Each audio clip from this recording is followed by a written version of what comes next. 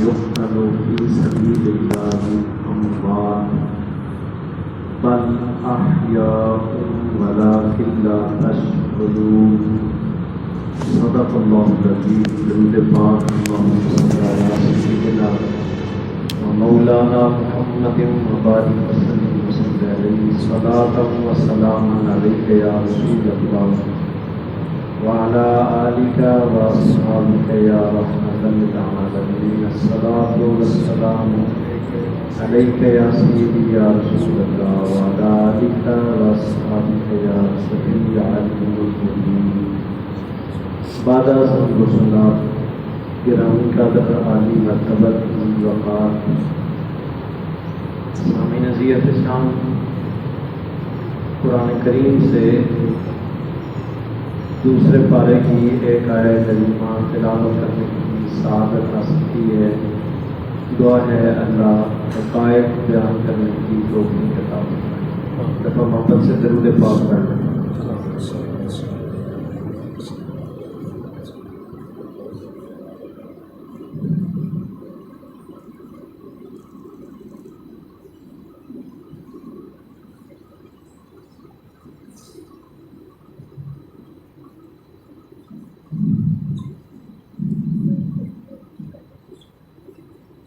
اس آیت کریمہ میں اللہ تعالیٰ نے ایک طبقے کی زندگی کے متعلق بتایا ہے. ایک انسان ہوتا ہے جو ظاہری طور پہ زندہ ہے، آنکھیں ٹھیک ہیں، کان ٹھیک ہیں، چلنا پھرنا، سانسیں چل رہی ہیں. ایک یہ زندگی ہے. اور ایک اس کے علاوہ زندگی ہے جس کے متعلق قرآن کریم میں بتایا گیا ہے کہ تم اس کا شعور بھی نہیں رکھتے ہو. وہ ایسی زندگی ہے. اور وہ ہے مرنے کے بعد. مرنے کے بعد ہر مقتول زندہ نہیں ہوتا، یعنی ہر وہ بندہ جو قتل کیا گیا ہو وہ زندہ ہوتا ہے، ایسے نہیں. بہت سارے معاملات کی وجہ سے انسان مارا جاتا ہے، قتل ہو جاتا ہے. کوئی زمین کی وجہ سے، کوئی گھر کی وجہ سے، کوئی رشتہ داریوں کی وجہ سے. تو اس مرنے والے کے متعلق یہ نہیں بتایا گیا، بلکہ شاد باری تعالی مفہوم ہے اس کا کہ جو اللہ کے راستے میں، اللہ کی محبت میں دین متین کا دفاع کرتے ہوئے قتل کر دیے جاتے ہیں، مار دیے جاتے ہیں، اللہ فرماتا ہے وہ زندہ ہوتے ہیں اور تم ان کی زندگی کا شعور بھی نہیں رکھتے ہو. ایک یہ زندگی ہے، لیکن اس زندگی میں وہ اتنا میری محبت میں اپنے آپ کو فنا کر دیتے ہیں، اپنے آپ کو ختم کر دیتے ہیں، ان کے ٹکڑے کر دیے جاتے ہیں. تو یہ مت سمجھے کہ وہ ختم ہو گئے ہیں. فرمایا اس زندگی سے کئی گنا اچھی اور بہتر زندگی میں آپ کو عطا فرما دیتا ہوں. اور میں نے غالباً پچھلے جمعے پہ یہ عرض کی تھی کہ یہ قرآن پاک یہ تھیوری ہے اور اہل بیت اطہار اس کا پریکٹیکل ہے. جہاں آپ نے قرآن کو سمجھنا ہوگا وہاں آپ کو اہل بیت اطہار کے دروازے پہ جانے کی ضرورت پڑے گی. جہاں آپ کو اہل بیت نہیں سمجھ آئیں گے وہاں آپ کو قرآن کا دروازہ کھٹکھٹانا ہے. تو یہ دونوں چیزیں ایک دوسرے کے سمجھنے کے لیے ضروری ہیں. بندہ صرف قرآن کا سہارا لے پھر بھی نہیں سمجھ سکتا ہے، بندہ صرف اہل بیت سے جڑ جائے پھر بھی نہیں سمجھ سکتا ہے. دونوں کو سمجھنے کے لیے دونوں کا دامن مضبوطی کے ساتھ تھام کے رکھنا ضروری ہوتا ہے. ہم بیٹھ جاتے ہیں کسی آیت کریمہ کو لے کے اور شاید ساری زندگی بیٹھے رہتے اور یہ سوچتے رہتے کہ پتہ نہیں وہ زندگی جو اللہ مرنے کے بعد شہید ہونے والوں کو عطا فرماتا ہے، وہ کیسی زندگی ہوتی ہے اور وہ کس طریقے سے زندہ ہوتے ہیں، تو ہم سوچتے رہتے، بیٹھے رہتے، کیونکہ ہمارے شعور میں تو نہیں آ سکتی ہے، علماء سے پوچھتے تو شاید بہت عرصہ لگ جاتا اور ہمیں یہ بات سمجھنا، لیکن امام علی مقام امام حسین رضی اللہ تعالیٰ عنہ، آپ کا سر انور تن سے جدا کر دیا گیا، پھر بھی اس سر انور سے قرآن کریم کی تلاوت کر کے لوگوں کو بتا دیا ہے کہ لوگوں شہید کس طریقے سے زندہ ہوتا ہے۔ یہ عملی ہے، یہ پریکٹیکل ہے، یہ تفسیر ہے قرآن پاک کی۔ ادھر آپ نے آیت پڑھی، ادھر آپ کو سمجھا دیا گیا ہے کہ کیسے زندہ ہوتا ہے۔ پہلے بھی کبھی کسی نے اس طرح تلاوت کی ہے یا زبان پہ ایسے لفظ جاری ہوئے، لیکن چونکہ ہم نے قرآن سمجھنا ہی ان کے دروازے سے ہے تو انہوں نے پھر پریکٹیکل کر کے بتایا۔ پایا اس کا آج ہم نے پس منظر دیکھنا ہے، اس کا بیک گراؤنڈ دیکھنا ہے کہ یہ اتنا بڑا یہ جو مارکا ہوا ہے، اتنی بڑی قربانیاں دی گئی، اتنا سفر، اتنی سعودتیں، اتنے معاملات ہوئے، تو آخر اس کی وجہ کیا ہے؟ یہ صرف اس لیے ہے کہ ہم 10 20 30 دیگیں پکائیں، ہم 2 4 5 چھبیلے لگائیں؟ کیا یہ اس کے لیے انہوں نے یہ سارا کام کر دیا تھا؟ اس کے لیے اتنی عظیم قربانیاں دی تھیں، اتنے مقدس اور پاکیزہ پھول اس لیے انہوں نے قربان کیے تھے کہ ہم یہاں تک محدود ہو جائیں، یا اس کا کوئی اور مقصد ہے؟ اس کا آخر بیک گراؤنڈ کیا ہے؟ تو یاد رکھیں، یہ ساری چیزیں عقیدت اور محبت کا اظہار کرنے کے لیے ہوتی ہیں۔ جو ہم کہیں پہ کسی کو پانی پلاتے ہیں، کھانا کھلاتے ہیں، ہونا چاہیے عقیدت کا اظہار ہے، محبت ہے، اور ہم کرتے بھی ہیں، کرتے بھی رہنا چاہیے، لیکن یہ مقصد نہیں ہے۔ مقصد کیا ہے؟ امام علی مقام کو یزید نے بیعت کا کہا تھا کہ آپ بیعت کریں، ہاتھ میں ہاتھ کریں، تو آپ نے انکار کر دیا تھا۔ اس کی وجہ کیا تھی؟ انکار کیوں کیا تھا؟ آخر یزید میں کون سی ایسی بری عادات تھی جس کی وجہ سے امام علی مقام ہاتھ نہیں دے رہے تھے؟ اگر آپ ہاتھ دے دیتے تو سمجھتے اس کی تائید کر رہے ہیں کہ جو وہ کام کر رہے ہیں وہ ٹھیک کر رہے ہیں۔ اور وہ کیا کرتا تھا؟ وہ البدایہ والنہایہ میں بڑے نقاد ایسے محدث ہیں جنہوں نے یہ 5-7 وجوہات لکھی ہیں جن کی وجہ سے امام علی مقام نے بیعت سے انکار کیا تھا، اور وہ وجوہات دھیان سے سنی ہیں۔ ان میں پہلی وجہ یہ تھی کہ یزید جان بوجھ کے نمازیں ضائع کرتا تھا۔ یزید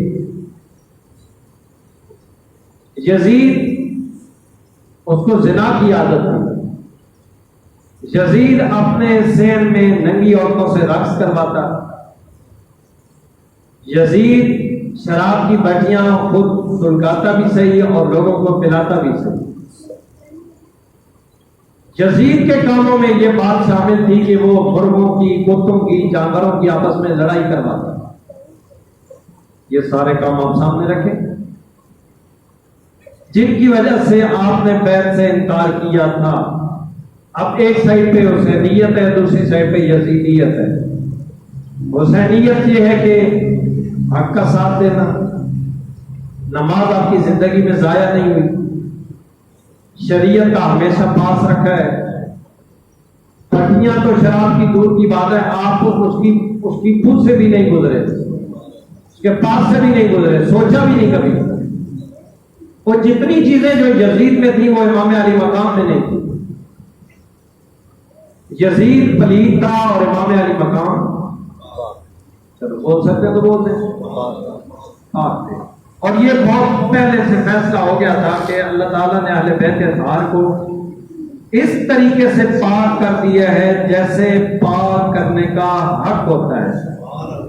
نہ ناپاکی، پلیتی، غلاظت ان کے قریب جا سکتی ہے اور نہ ہی یہ پلیتی اور ناپاکی کے قریب جا سکتے ہیں۔ یہ وہ فیصلہ پہلے سے ہو گیا۔ اب یزید پلیت تھا، امام علی مقام پاک تھے، تو یہ کیا قریب ہو سکتے تھے؟ ہاتھ میں ہاتھ دے سکتے تھے؟ نہیں ہو سکتا تھا، اس لیے آپ نے انکار کیا ہے۔ اب یہاں پہ ہونا تھا خون خرابہ، اور وہ بھی مدینہ شریف میں ہونا تھا، تو امام علی مقام نے اس امن کو ملحوظ رکھتے ہوئے وہ پاک شہر چھوڑا ہے کہ کہیں اس طرح کے معاملات اس شہر میں نہ ہوں۔ وہ مدینہ شریف، وہ اتنا پاکیزہ وطن، وہ اپنا شہر اس وجہ سے چھوڑا ہے کہ جانے جاتی ہیں تو چلی جائیں، لیکن حضور کے شہر کا امن خراب نہ ہو، چھوڑ دیا۔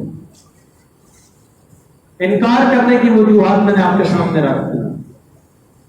یاد رکھیے گا، اگر امام علی مقام اس وقت یزید کے ہاتھ میں ہاتھ دے دیتے تو آج ہم مسجد میں نہ بیٹھے ہوتے۔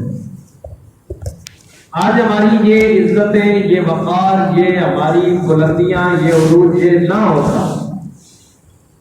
اگر امام علی مقام یزید کے ہاتھ میں بیعت کر لیتے، ہاتھ دے دیتے، تو ہماری کسی ماں بہن بیٹی کے سر پہ آپ کو چادر نظر نہ آتی، یوں ہی رقص کروایا جاتا جس طرح یزید کرواتا تھا۔ یہ امام علی مقام کو سلام پیش کیا کریں کہ آپ نے اتنی عظیم قربانی دے کے ہماری ماؤں بہنوں بیٹیوں کی عزتوں کی چادر کو محفوظ فرما دیا ہے۔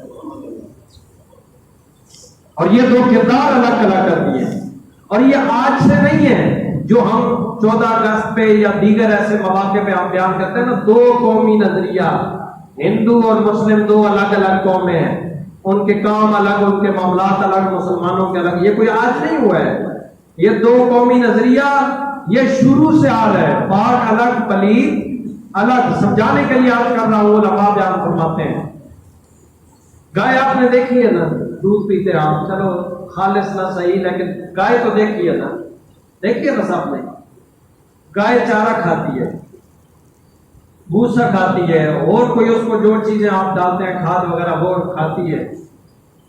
وہ کھانے کے بعد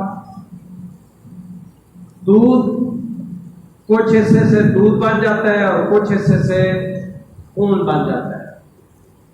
خون ناپاک ہوتا ہے اور دودھ پاک ہوتا ہے۔ پتہ نہیں آپ کہاں سوچنے لگ جاتے ہیں، مجھے سمجھ نہیں آتی، آپ میری بات سمجھتے ہیں۔ خون الگ ہو جاتا ہے، دودھ الگ، خون ناپاک ہوتا ہے اور دودھ پاک ہوتا ہے۔ دودھ میں کبھی آپ نے ملاوٹ دیکھی ہو بھائی، تھوڑا تھوڑا، کیونکہ اس نے سبزہ کھایا ہوا تھا تو تھوڑا سا خون ادھر آ گیا دودھ میں، کبھی ہوئے ایسے؟ کوئی بو محسوس کی ہو بھائی، خون کے بیچ میں بو آ رہی ہے؟ دونوں چیزیں الگ الگ ہیں، نہ خون دودھ میں ملتا ہے نہ ہی دودھ خون میں ملتا ہے، پاک الگ پلید الگ۔ علماء فرماتے ہیں اللہ جانوروں کے ذریعے سے بھی ہمیں دو قومی نظریہ بتاتا ہے کہ پاک ہمیشہ پلید سے الگ ہوتا ہے، نہ پاک پلید کے ساتھ مل سکتا ہے نہ پلید پاک کے ساتھ مل سکتا ہے۔ تو یہی وہ قومی نظریہ ہے جس کا دفاع کیا گیا ہے، جس کے لیے اتنی جانیں قربان کی گئی ہیں، اور اسی کردار میں صحابہ کرام، اہل بیت اطہار، ان کی ساری جانیں، آپ اگر ہسٹری پڑھیں تو ابھی ذی الحج گزرا ہے، محرم سے پہلے ذی الحج کی 18 تاریخ کو حضرت سیدنا عثمان غنی رضی اللہ تعالیٰ عنہ کی شہادت مقدسہ ہے، اور وہ قرآن کی تلاوت کرتے کرتے شہید ہوئے۔ یکم محرم الحرام کو جناب حضرت سیدنا فاروق اعظم رضی اللہ تعالیٰ عنہ کی شہادت مقدسہ ہے، اور آپ کس حالت میں شہید ہوئے؟ نماز کی حالت میں۔ کس حالت میں؟ نماز کی حالت میں۔ حضرت مولا کائنات علی اور مرتضیٰ شیر خدا کرم اللہ وجہ الکریم، آپ 21 رمضان المبارک کو شہید ہوئے۔ ایک سجدہ آپ نے نماز کا کیا تھا، دوسرا کرنے سے پہلے آپ کو شہید کر دیا گیا ہے۔ آپ بھی کس حالت میں شہید ہوئے؟ نماز کی حالت میں۔ اچھا، امام علی مقام کا جب سر کاٹا گیا ہے، ان یزیدیوں نے یہ ظلم کیا ہے، تو کس حالت میں تھے آپ؟ سجدے کی حالت میں۔ کس حالت میں؟ سجدے کی حالت میں۔ اور جب سر تن سے جدا کر دیا گیا تو کس چیز کی آواز آ رہی تھی؟ قرآن کی تلاوت کی آواز آ رہی تھی۔ تو دیکھیں، کوئی نماز میں قیام کی حالت میں، کوئی رکوع کی حالت میں، کوئی سجدے کی حالت میں، کوئی تلاوت کی حالت میں اپنی جان پیش کر رہا ہے۔